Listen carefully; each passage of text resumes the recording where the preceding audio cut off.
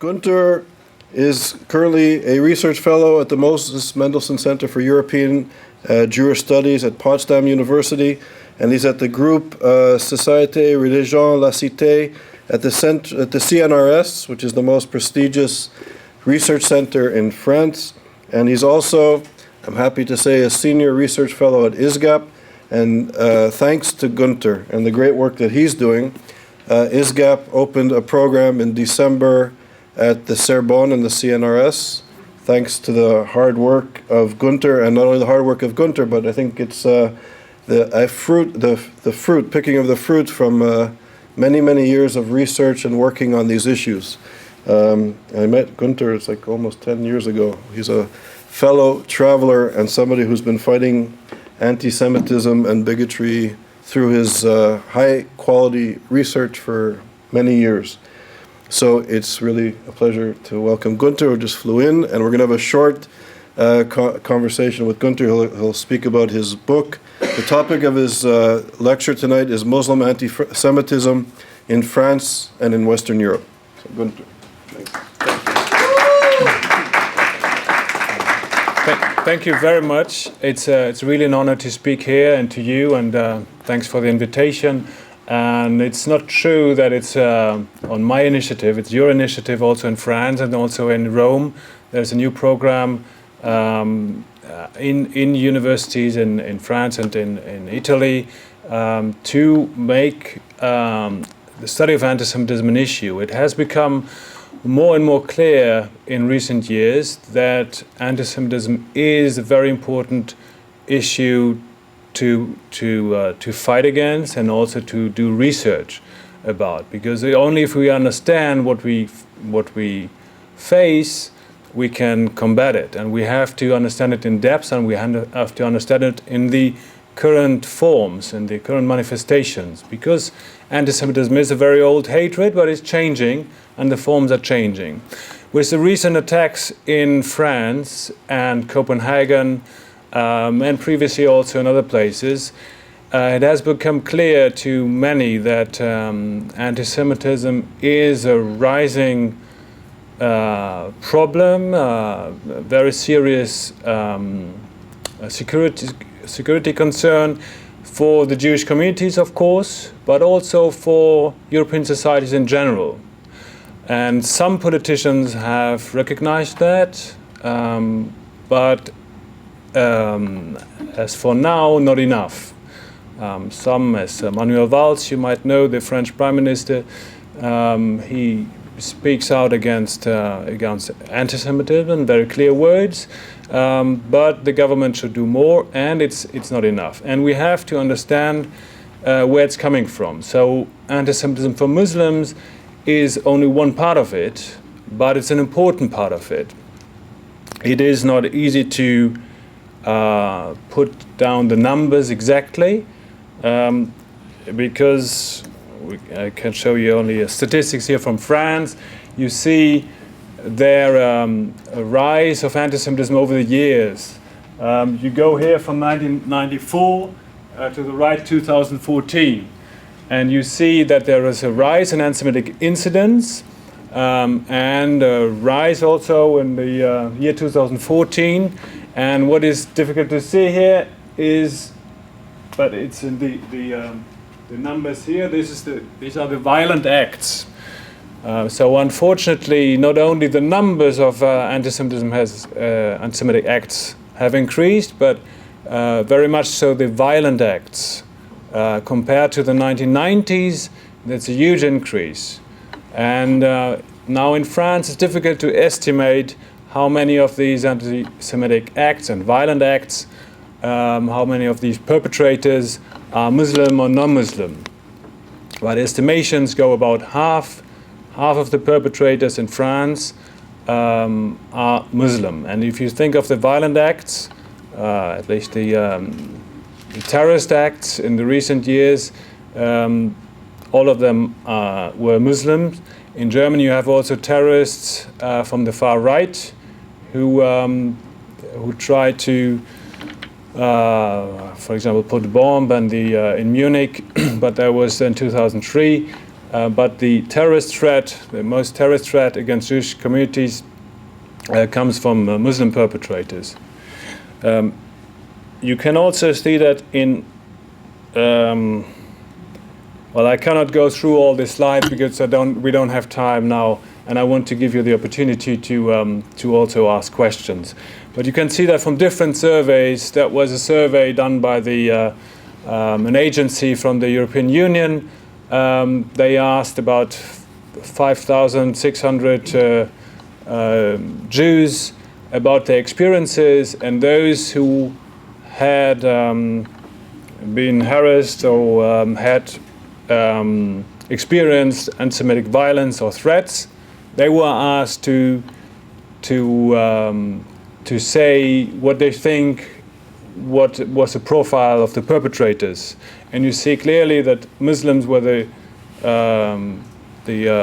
greatest, the category with the most people said they were of Muslim background. And interesting also that you see here from the left, there were more perpetrators than from the right. And this is only an average of these 8 countries, Belgium, France, Germany, Hungary, Italy, Latvia, Sweden, and the UK.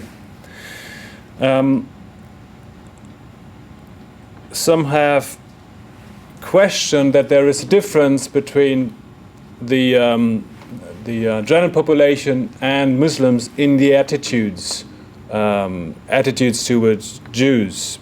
And we've seen now from many surveys, and ISGAP just published a review I did of surveys. It's on the website if you're more interested in that, of surveys who make the distinction of anti-Semitic attitudes among Muslims and non-Muslims. And you can see in all these surveys that there is a difference. You see, this is a survey did here in 3 countries. You see that in UK, 7% of the overall population had negative view of Jews, and 44% of the Muslim sample. So there's a huge difference. And Germany was staggering 22% of the general population said they have a negative view of Jews, and 44% among the Muslim population in Germany. And in France, 13 to 28. I won't go through these different surveys, but we can see, if we look into correlations, is that related to what? It's related often, in correlations at least, to religiosity. To the higher you, the people indicate their religiosity, the higher the anti-Semitic attitudes are. And also, the more fundamentalist the interpretations of Islam are, the higher the anti-Semitic attitudes. And what these surveys also found is also interesting. It's not related to discrimination or perceived discrimination, what is often said. This is not what the surveys say. It is not related to legal restrictions of Islamic practice. In France, for example, you have more restrictions on Islamic practice than, let's say, in the UK. But it's not related to that. It's not related to socioeconomic variables. So I won't go through that. But the question I have, and I think it is important to look really in depth into that, if somebody says he has or she has a negative opinion of Jews, then my question is why? So there is no good reason, we know that. It's bigotry, but why did they say it? What is the justification? If we want to combat it, we have to know what the tropes are. So what we can see, and I gave many examples in this book, how it is articulated, what people say. So what we can see that this is a study with young men, Muslim men in the UK, in Germany, and in France, and we can find these 4 categories of justification. So So we can find very classic anti-Semitic stereotypes like conspiracy theories. Jews have too much influence in the business world, Jews run the world, or Jews are all very rich, and so on. This is common among many. And then we have another category that is related to Israel.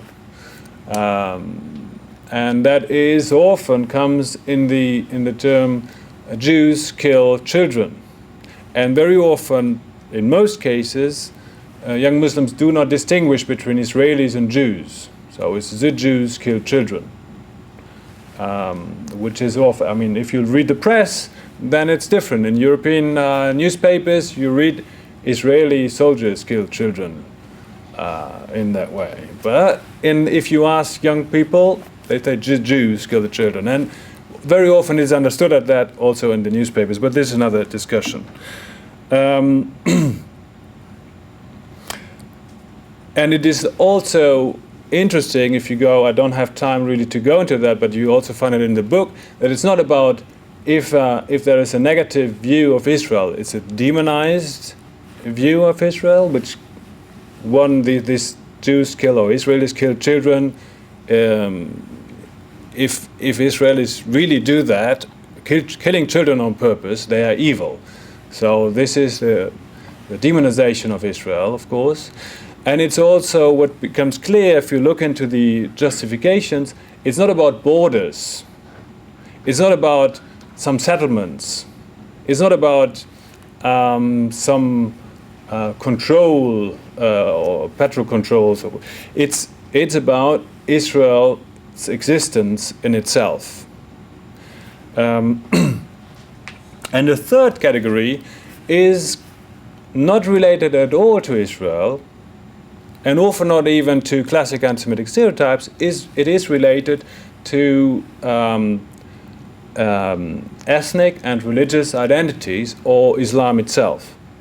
So it comes that obviously not all Muslims, I always have to say that if we also look on surveys, if in some surveys we see almost, in the French survey for example, 46% of Muslims can be seen as having many anti-Semitic attitudes. So it's almost half of the Muslim population. We see the other half does not have these attitudes. So it's always not everybody and not all Muslims. So, but here in this third category, we see young men arguing that they say Jews and Muslims have always been enemies, and I, as a Muslim, therefore don't like Jews. This kind of essentialization is done, and this goes also with an Arab identity, as saying Arabs hate Jews, and therefore I also, because I'm Arab, don't like Jews.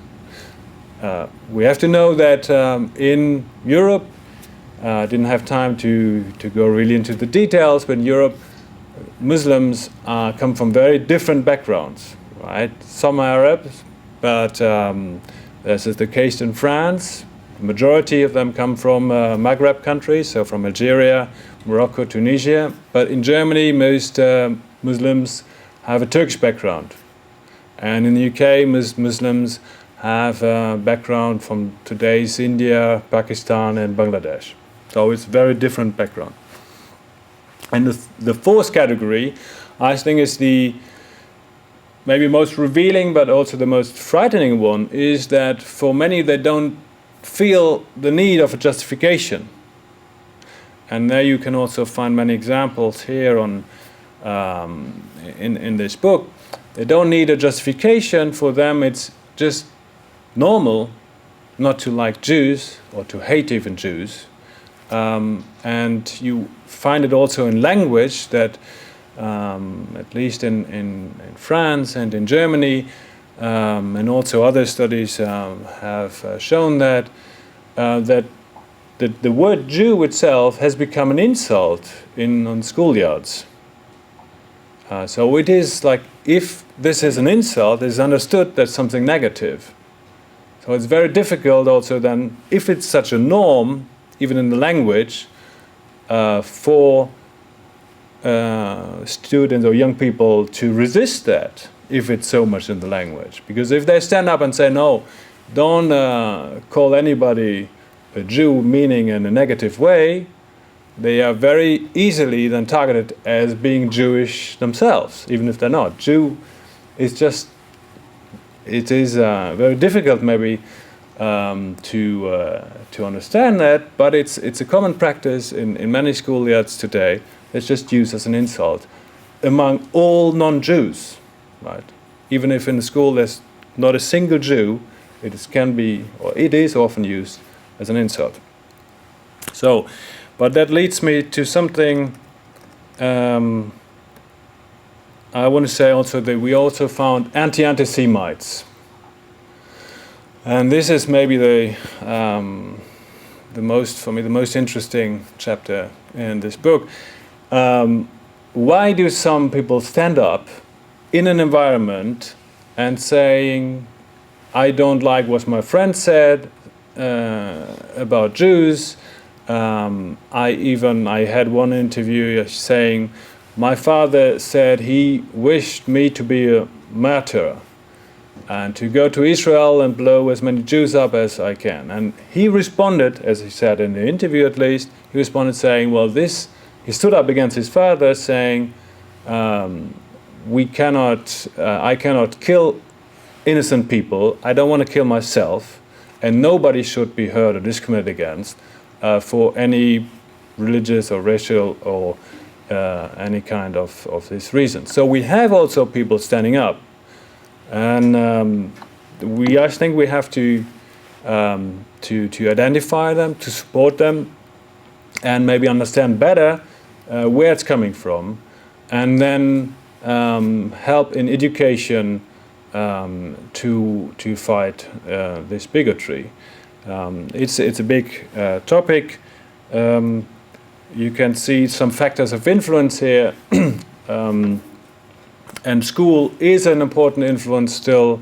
I don't know if you're aware of the education system in European countries, which is very diverse and different. Family and friends are important, media, but maybe we can leave that to the discussions, because I think we have to go on, and I'm very happy to expand on any of the questions you might have. I just want to finish with conclusions that it is, I think, it would be a mistake to try to identify one single source of anti-Semitism in general or anti-Semitism among Muslims. There are many different sources, and all the individuals who believe in anti-Semitic stereotypes and act on that, they all have different rationales, and we have to analyze them all. But it also has become clear that the Muslim anti-Semitism we face cannot reduce to anger toward Israeli politics. That is often done in newspapers, even by politicians. But this is not what research shows. And there's also no direct relation between experiences of discrimination and anti-Semitism. And I'm happy to go into detail if you're interested. But there is often a fantasy of an alleged global war against the Muslims, which some, again I say, not all, not even the majority, but some Muslims buy that they think there is a global war against all Muslims in the world. And this often includes anti-Semitic conspiracy theories, because who then is responsible for the global war against the Muslims? It is either the United States, and often in cooperation with the Jews. And what we also can see, that certain perceptions, and I say certain perceptions, of Islam and the Muslim identity, they include even hatred against Jews. So thank you very much. I hope that we can have a debate I'm not sure how long that is going to be, but we have, I think, 10 minutes. Thank you.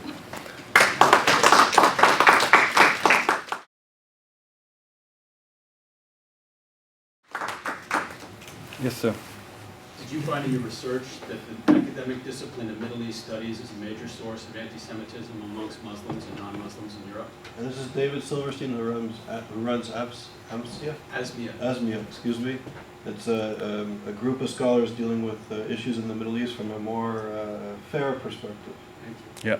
So thank you very much for that question. It is... Sorry? Okay. So the question was, are the Middle Eastern studies in Europe important for anti-Semitism among Muslims? I think it's less important than here in the United States, because they are not very influential directly. They're influential maybe on the intellectuals, but most of the Muslims in Europe, they are not directly influenced by the academic debates. What about among non-Muslims? Yeah.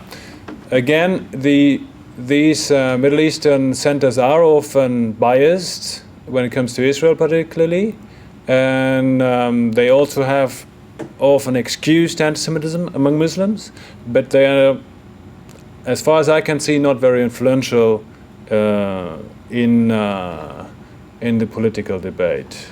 But they're not doing, most of them not doing good, that's right. Thank you. Yes, please. It's helpful that your name is Jikeli because you're not sounding like a Jewish name, and it's been seen with several Jewish filmmakers. They come from France or from Germany, and although they may be Jewish, in fact they are Jewish because they came from France and Germany, and they were perceived as anti-Semitic to begin with, because France and Germany are both anti-Semitic in the perception of many people. They were able to do the research better than were the people who are perceived like, with my name, Dreyfus or Schwartz or something like that. So it's more easy for you to do research possibly because you have a neutral name that doesn't give away the store. Well, we were doing the interviews with a group of interviewers. Can you repeat the question? So, oh yes, the question. The question was, does my name help me to do the research? So, indirect interaction with the interviewees, that wasn't too important because, I mean, you can give any name, and I always gave only my first name, and we were a group of interviewers, so we didn't see any differences. We had 2 female interviewers and 2 male interviewers and 2 Muslim interviewers and 2 non-Muslim interviewers. So that didn't affect much the interviews. Then afterwards, in presenting the research, I'm not sure if that might help to have a non-Jewish background, but I am confident that it's the quality of research that counts, and yeah, we should present the results we find. But you know, reality is that if you're perceived as skewing Jewish, that it won't be perceived the same way. The same information will be perceived as half empty and not half full. Yeah. And it's the same information, of course. Yeah, that's right. Thank you. Yes. I kind of disagree with that because in my experience, a lot of Jews here, when they run for office, they're so defensive about being Jewish that they bend over backwards, and they're not very pro-Israel, and they have to show the world how fair and balanced they are. So That's not the same thing. So that was a comment. I'm going to interject. Let's try to focus the questions on Gunther's presentation and the issue of the book, if it's possible. I think that, yeah. Sorry. Wait, after the people who were interviewed, were they born in Europe and descended from immigrants, or were they immigrants themselves? Yeah, most of them were born in Europe. Yes. Not all of them, but most of them were born in Europe. You find it detailed in the back. I think there is a list, but yeah. So from what you've presented, and I recognize that it's just a very small piece of your research, but the fact that it's the fundamentalists have the more entrenched extreme anti-Semitic views, or at least at a higher ratio. That's right. Would you suggest that there's like something fruitful to be gained by interfaith dialogue? Like, how do you propose, if you have, sorry, it's a big question, what do you recommend? Mm. I mean, Yeah. you're not going to try to, you're not going to Yeah. defeat them by strength. You have to really try. Yeah, I mean, yes. The question was, what do we do? Yeah. Okay. Yeah. All right. And seeing that the fundamentalists that they have the highest percentage of those who have anti-Semitic ideas. Are they the greatest percentage of the population? No, it is of the Muslim population. You want to say yes? No, it is. It depends always on how you define them fundamentalists, but it is the what we can see is that among the Muslim organizations in Europe, many of them, if not the majority of the Muslim organizations in Europe, are influenced by Islamist organizations, such as the Muslim Brotherhood, or in Germany, Milli-Görüş, which was founded by Erbakan, who was a fierce anti-Semite. He died in 2012, I think.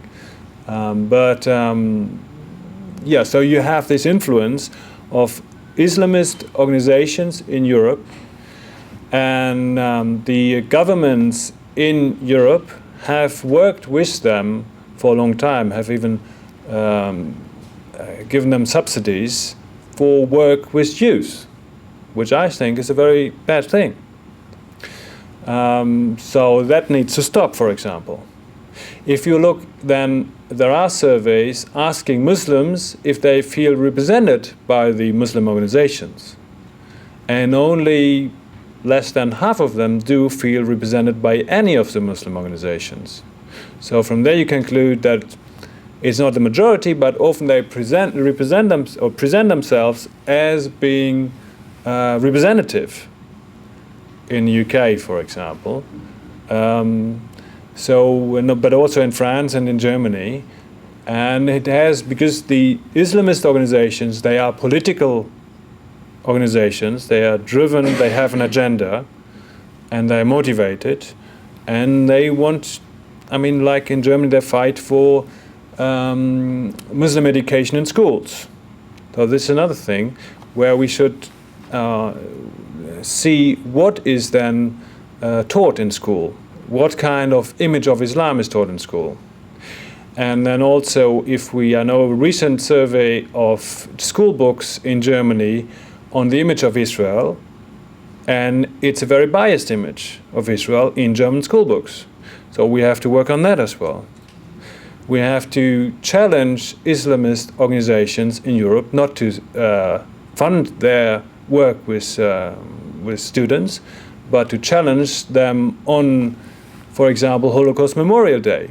Some Muslim organizations in the UK boycotted explicitly Holocaust Memorial Day in the UK. So there need to be consequences afterwards in the political interaction, and so on. So I think there are concrete steps, and in education, I think this is where we can, or where governments at least can do most, from an early on, to have a non-biased education. This is already to cut the bias that there is. On that note, I'm sorry. We're gonna have to cut it short because Gunther and I are actually speaking at the JCC. There's an important film tonight about Ilan Halemi and his gruesome murder in Paris in 2006. There's a film called, I think it's After 24 Hours? It's 24. 24 hours, sorry. Days. 24 days. You're right. 24 days. And it's playing around New York, and I'd really recommend you seeing it. I saw it last week, and it's a very important film and a powerful film. And it goes back to what we were speaking about earlier, about the Islamist, not Islam and not Muslims, but radical political Islamism, and how they're using and I'm choosing my words carefully, genocidal anti-Semitism to further their political aspirations.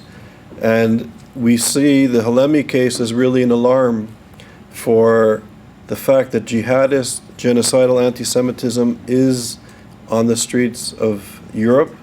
It was in 2006, and if we understand what we're facing today, the idea of a random act at the deli would never have entered into our vocabulary, that we really have to understand the mind of our enemy and to confront it, and as Gunther said, through serious research, to say things that are not politically correct. I mean, Gunther, in a way, is through very serious scientific research, is saying things that is not politically correct. And we have to, at the highest academic standards, at the highest caliber of serious scholarship, really search for the truth. And I think what Gunther did is brave and very important, and we all have to follow Gunther's example and really be brave in following the truth and speaking truth to power and speaking about things that are not, even in the United States, and perhaps even especially in the United States at this moment, that are not politically correct to say. And we have to speak the truth. And Gunther is a great example, and this book is a very important contribution to the fight for truth. So, thank you. Thank you.